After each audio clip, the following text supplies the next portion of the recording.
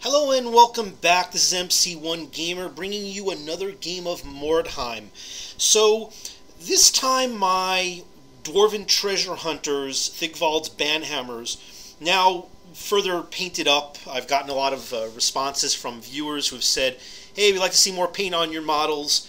And I spent the better part of the last week painting up Bjorn Banhammer and Borg Banhammer. Yes, that's Bjorn and Borg. If you know the reference for that, you win a cookie. So those are the Slayers now that are appropriately modeled. This time I'm facing a Middeheim mercenary group. A fairly new player. He's actually a veteran Warhammer player. I played him a number of times. One of the battle reports actually that I had at the last local tournament was against Orcs and Goblins. That was against him. And he brought in a warband that is mainly a bunch of his Noblars from, I guess, his Ogre army to represent his Middenheimers while he gets appropriate models for them. So my warband has expanded a little bit. I'm at max. I have, you can see I have two groups of Thunderers. One has what looks like the handguns. They actually are crossbows. Then there's my slightly more veteran Thunderers with the cloaks and the actual crossbows. In front of them, you'll see I have two clansmen. So they're appropriately decked out with a dwarven axe and I believe a hammer each. You know, I think they have light armor and helmets. And then I have my beardlings in the back, which have brace of pistols. Everybody who can have pistols, by the way, can have pistols. If they don't have crossbows, they've got a pistol or dual pistols. So those clansmen have a single pistol each. Then you'll see my my dwarf noble, my dwarven warlord, Thigvald. He's got a pistol. He's also got light armor, a helmet, and a shield. But he's got a dwarf axe and a pistol, so I sometimes use that in hand-to-hand combat, but I like the fact that I have a shield and light armor to give me at least a 5-up against some shooting. A lot of the shooting for the bows are strength 3, so I still get the 5-up. Then you'll see the guy with the handgun again. That is a crossbow. I'm going to replace these models with the actual handgun dwarves to those with appropriate crossbows. But I had started painting up some of these actually for my dwarven army, and then since I've moved a little bit more towards Mordheim, I'm still playing, obviously, Warhammer Fantasy, but with a lot of the Ninth Rumors, I've kind of slowed down a lot of my painting till I see what's going to happen. So I'm just using some of the models before I start building up some more stuff. But you know, some of these things had some paint on them, and I wanted to continue on with them. So that's my engineer there with that handgun, and that's Flint. And then there's Bjorn and Borg, who both have they have dual dwarven axes. And all the characters I have lanterns. Several of them have the rope and spike that allows them to reroll failed. I've had a number of situations in previous battle reports where I've actually fallen off buildings or jumped off buildings, and I have a 2 initiative. So if you have to roll 2 or under, so that's literally a 33% chance to pass that. Otherwise, you could potentially take a serious hit. So I decided, at least for the characters, I had to give them the ability to re-roll that. But one of those Slayers, I forget which. I think it's Bjorn, who was the one with the double axes modeled, and I think he's got a 4 initiative. 2 times I leveled him up. He got a +1 initiative each, which is not going to be tremendously fast compared to most other warbands, but at least puts him on par with most average characters. He's not going to be attacking last in all situations. So that's the warband, and this is my opponent's warband. And once again, he's using a number of Noblars to denote his Middeheim mercenaries.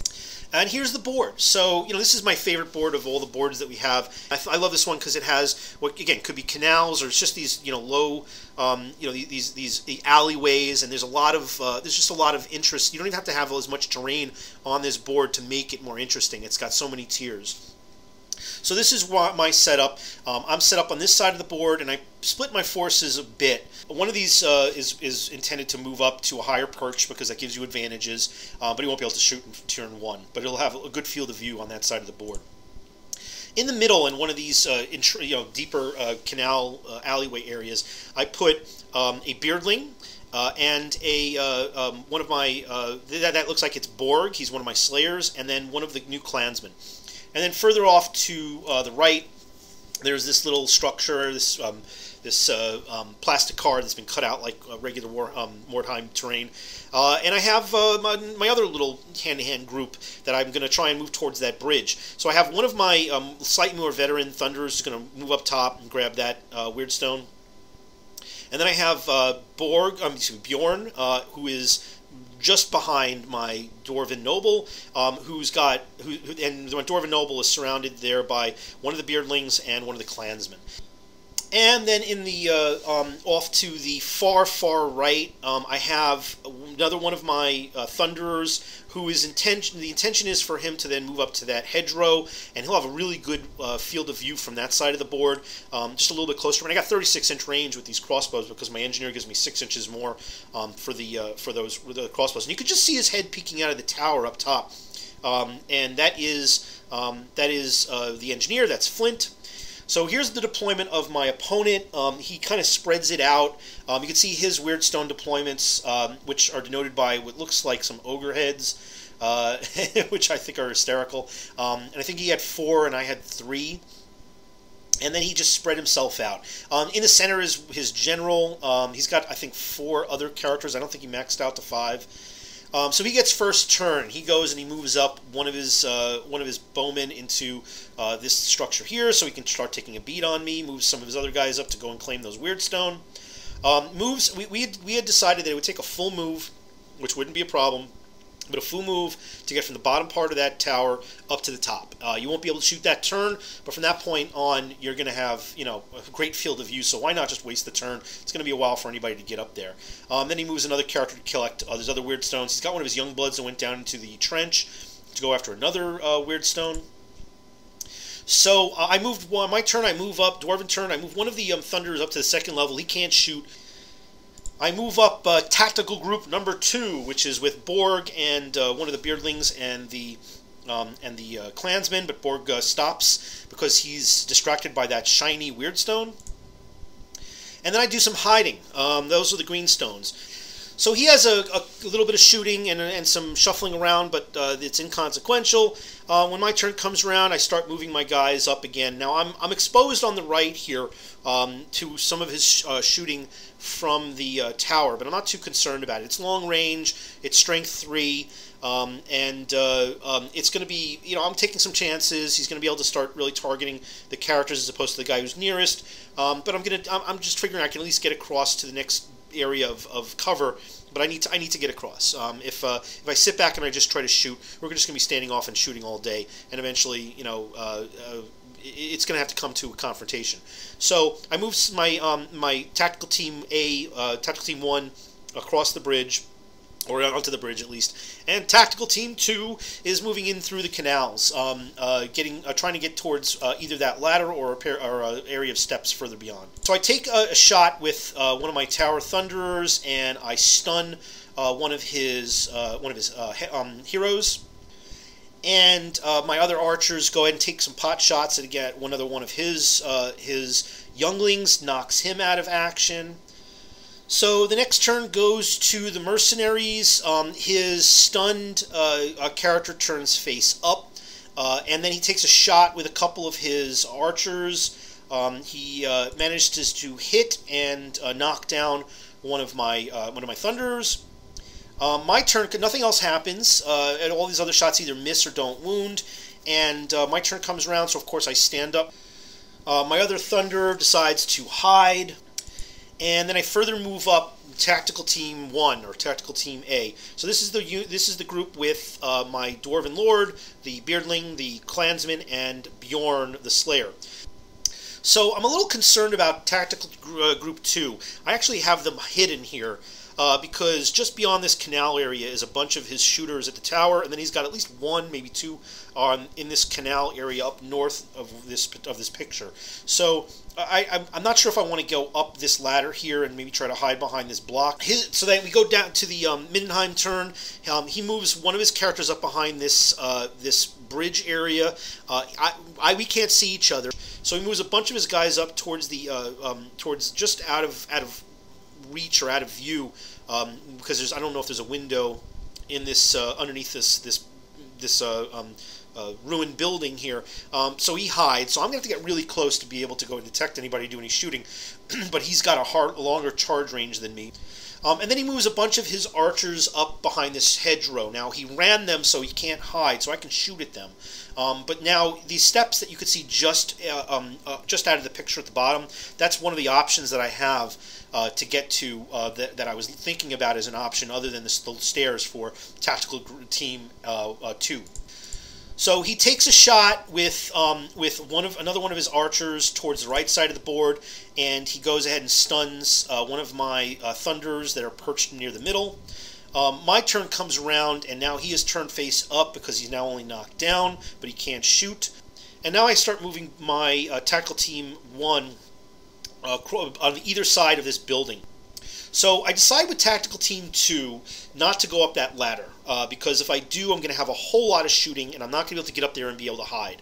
So I decide to run them across this divide here and get the best possible cover I can from this vantage point. They can't hide here, but the tower guys are not going to be able to see them, at least not this turn. I take a shot with my thunder that's right on the other side of this bridge, and I'm able to knock down one of his heroes, and we get to his turn. I don't have any other shooting. He starts moving those guys that were behind the hedgerow across this wooden bridge in the lower part of this picture. And then you can see he had, okay, one young blood who has one of the weird stone. He retreats with him, and he's moving up towards one of the rear ladders. So it comes down to my turn, and I have pistols, and my pistols have an extra 3-inch range because of my engineer. So that's 9 inches. That's great. It's long range. He's got cover. But so I open up with the clansman and his pistol, and I roll well enough to, I think, stun the guy that's just on the other side of this wall.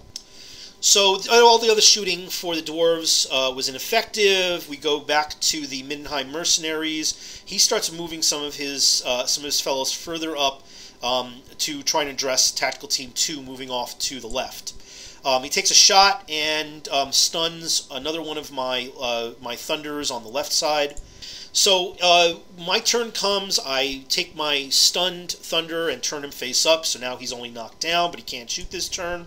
So Tactical Team 2, I move them up towards the bottom part of the stairs. What I'm hoping is just to get within range so that I can at least get some of them hidden behind this this hedgerow area here. So I then move up further, Tactical Team number 1. I move my Slayer Bjorn behind this stone wall. He still can be shot at by the guys in the tower, but I think the guys in the tower have other concerns with Tactical Team 2 moving up within short range. And then I take a shot with my Thunderer, and the guys who are running across this bridge, I just want to thin them out because they're about, at least, if not one turn within charge distance, and at least shooting distance, of all of those guys in Tactical Team 1. They're looking to bug out and leave the left side of the board where my smaller group is starting to move in on them. So he moves these guys. Onto the bridge, and now I'm concerned that either this group in the center here can affect either side of these close combat groups. So I start trying to pluck them off. So I manage to stun one, and then I take a shot with another one of my perched thunderers off to the right, and I'm able to stun another one. So now he's only got one guy that's going to be able to do anything. Yeah, he can shoot, but it's going to take a while for these other dudes to recover. So we go to Middeheim turn, and if he charges in, I think this is one of his heroes. He moves this guy in and goes to charge my clansman, but I intercept with my beardling. He then follows up with another charge from another one of his henchmen, so now the beardling is actually has been double charged. This is potentially a serious problem, but I think he just wants to ensure that he wipes this guy out. I think this is a little bit of a mistake. You think he should have charged the clansman and locked him up, because that would have prevented me from doing a countercharge and getting the right to first attack. So he turns his stunned archers face up and then moves the last guy on the bridge that was untouched into hiding. So the beardling is off by himself. He moved a few guys further up to potentially support this combat in follow-up rounds. And sure enough, he flubs against the beardling, and the beardling knocks one of these guys out. Beardling's got a brace of pistols, and he's only got a ballistic skill of 2 with a weapon skill of 3. But wow, I think I rolled 6 and then another 6. Knocked this guy straight out. So now the Beardling's only facing one guy, and he survived against a double charge. That is one epic Beardling. So my turn comes, and of course I do a counter charge. So I charge in with Thigvald, my Dwarven Noble, so now I can help out the Beardling, who's got a little bit of luck, but that might run out. And one of the guys who had moved up, I think this might be a henchman, not one of his heroes. Although I could be wrong because he's got one of the weird stone. And I charge my clansman to lock him up. And hopefully, get the advantage of, knocking another guy out of combat. And then I'm able to move all of the guys on Tactical Team 2, Bjorn, the Beardling, and the second clansman, up behind this hedgerow, but I didn't have enough movement where I could hide anybody. So I just decided to run them up there and take my chances with just a little bit of cover. So, close combat. My clansman gets knocked out of combat by, it was one of his heroes. I believe I don't think it was a youngling. I think it might have been one of his not his mercenary captain, but the next level, the mid-level of his hero types, which stinks. But I'm going to take some losses. I'm fine with that because now I can follow up with my Slayer. But my noble knocks out one of his heroes who had charged in the Beardling and takes him out of action, which is great because when your heroes get knock people out of action, they get extra experience points. So in his turn, it go back to the Middeheim mercenaries. He starts taking some shots against Tactical Team 2. He stuns my clansman, and he knocks down Borg. So Borg is on his back. The follow-up combat sees my Dwarf Noble charging into another one of his henchmen, and my Slayer and the Beardling double team on his character, his hero. And I managed to stand Borg up on the left-hand side, so I move him over a little bit. The clansman turns face up. I just reposition them because I want to get them a little bit closer where there's a good chance that I can charge the guys who are just on the other side of this this ruin. There's just a little door opening where I think he's got 2 archers.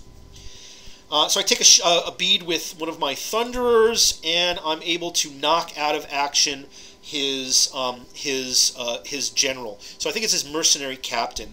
Not only does he get wounded, but I roll, I think, a 5 or a 6 in terms of what the effect was, and he gets knocked out. Another one of my Thunderers on the ground level takes a shot.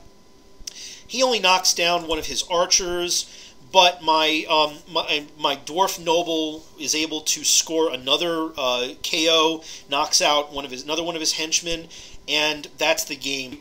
My opponent rolls and routs, and that leaves me with a victory. I get an extra experience point for my Dwarf Noble, and really, this turned out really well. So, it was a good game. I'm glad that I didn't do anything catastrophic to my opponent, because I've had a couple of games where there's been some wipes, and then people have had to just completely redo their warbands from scratch. And I don't really like doing that. I don't want that to happen. I don't mind, if you lose one guy or if there's some serious injuries, because that's kind of hysterical when you have some of those long-lasting effects. But I don't want to have somebody completely lose their entire warband and have to start over.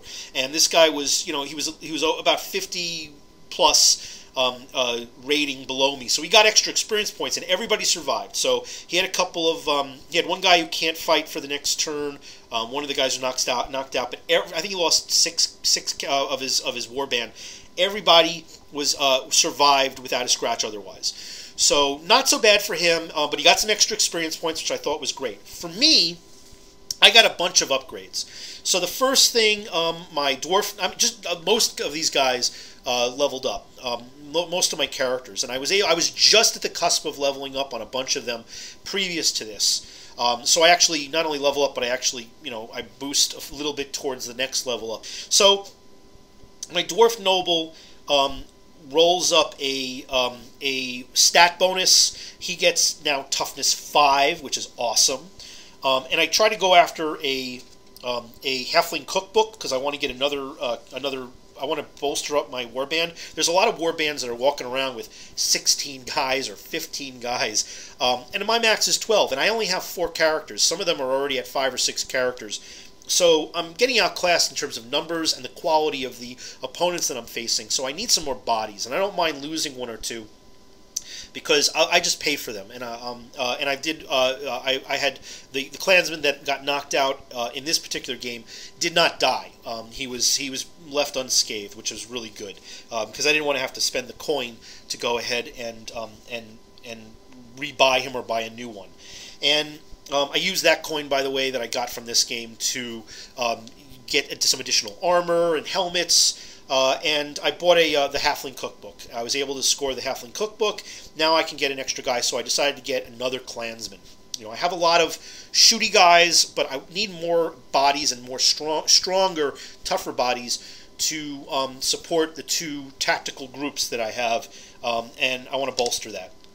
So next to level up was Bjorn, and Bjorn is able to get an additional, I believe he got an additional attack, and that's pretty cool. I'm pretty happy about that. So now he's got his 2 attacks plus his extra axe, so now he's walking around with 3 attacks. So Borg is able to get a skill. So I decide I've got to start taking some of those Troll Slayer skills. So I take the Ferocious Charge. And that's great, because Ferocious Charge means that on his charge, he's able to double his attacks.